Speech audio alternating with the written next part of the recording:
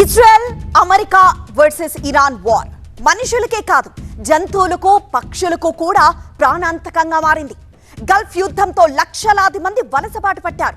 పశ్చిమాసియాను వదిలేసి వేరే ప్రాంతాలకు వెళ్లిపోతున్నారు. ఈ జాబితాలో ఇప్పుడు స్టెప్పీ గద్దలు కూడా చేరిపోయాయి. వేలాది స్టెప్పీ ఈగల్స్ ఇప్పుడు ఇండియాకు వలసబాటు పట్టాయి. రెక్కలు కట్టుకొని రాజస్థాన్లో వాలిపోతున్నాయి. అదే ఇప్పుడు డేంజర్ బెల్స్ మోగిస్తోంది. రాజస్థాన్లోని బికనేర్, జోర్బీర్ రాబందుల సంరక్షణ కేంద్రం ఇప్పుడు వేలాది స్టెప్పీ గద్దల రెక్కల చప్పుడుతో మారుమోగిపోతోంది. ఒకటి కాదు, రెండు కాదు, వేలాది స్టెప్పీ ఈగల్స్ బికనీర్ బాట పట్టాయి. ఎన్నడూ లేని విధంగా పక్షుల సంరక్షణ కేంద్రానికి వేలాది స్టెప్పీ గద్దలు తరలివచ్చాయి. ఇంత భారీ సంఖ్యలో ఈ గద్దలు బికనేర్ రావడం ఇదే తొలిసారి అంటున్నారు పక్షి శాస్త్రవేత్తలు. ఇరాన్ ఇజ్రాయెల్ యుద్ధంతో పశ్చిమాసియాను వదిలేసి ఇవి ఇండియాకు వస్తున్నాయని నిపుణులు చెప్తున్నారు. దీంతో ఈ సీజన్లో రాజస్థాన్లోని బికనీర్లో వలస పక్షుల అసాధారణ దృశ్యం ఆవిష్కృతమవుతోంది. రికార్డు స్థాయిలో స్టెప్పీ గద్దలు జోర్బీర్ ప్రాంతానికి చేరుకోవడంతో వన్యప్రాణి నిపుణులు సైతం ఆశ్చర్యానికి గురవుతున్నారు.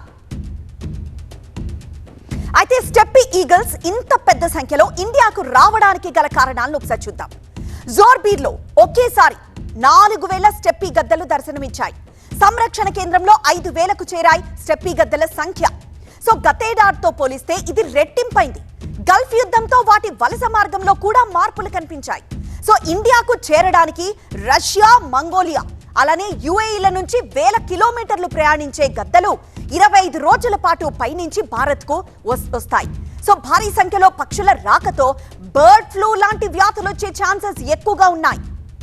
గల్ఫ్ యుద్ధంతో ఇరాన్, ఇరాక్లలోని ఈ పక్షుల సహజ ఆవాసాలు తీవ్రంగా ప్రభావితమయ్యాయి. సురక్షిత ఆవాసాల కొరతతో ఫిబ్రవరి నాటికి వలస వెళ్లాల్సిన స్టెప్పీ గద్దలు మార్చిలో కూడా భారత్లోనే మకాం వేశాయి. అవి బికనీర్లోని జోర్బీర్ ప్రాంతానికి సురక్షితమైన ఆశ్రయంగా భావిస్తాయట. ఇవి రష్యా, మంగోలియా, సెంట్రల్ ఏషియా నుంచి గల్ఫ్ ప్రాంతానికి వెళ్లి అక్కడి నుంచి ఇండియాకు విడిదికొస్తాయి. అయితే ఈ సీజన్లో వచ్చిన వాటిలో ఎక్కువ శాతం పక్షి పిల్లలు కావడం చర్చనీయాంశంగా మారాయి.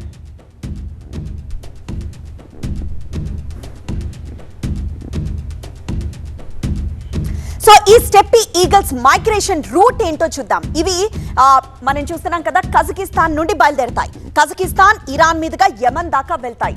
సో కజకిస్తాన్ నుండి బయలుదేరి ఇటు ఇరాన్ వరకు చేరుకొని అక్కడి నుండి మరొక ప్రాంతమైన ఇరాన్ నుండి యమన్ చేరుకొని అక్కడి నుండి తిరిగి ఇండియాకు వస్తూ ఉంటాయి యూజువల్లీ.